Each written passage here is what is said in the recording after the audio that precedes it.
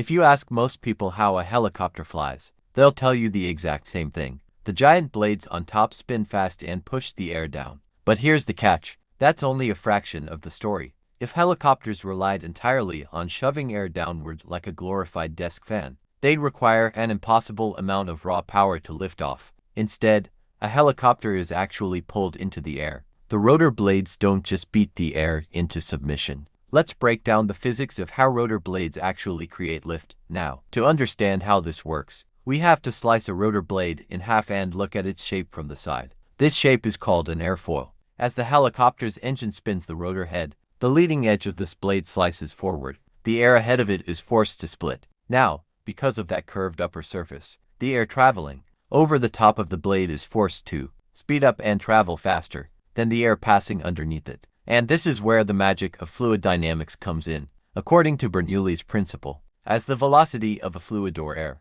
in this case increases, its static pressure decreases. Because the air on top is moving faster, it creates a pocket of lower pressure directly above the blade. Meanwhile, the air moving slower underneath maintains a higher pressure. Nature hates an imbalance. The higher pressure air underneath is constantly trying to push its way up toward the lower pressure zone. Because the solid blade is in the way, the helicopter is literally lifted up by a vacuum of its own creation.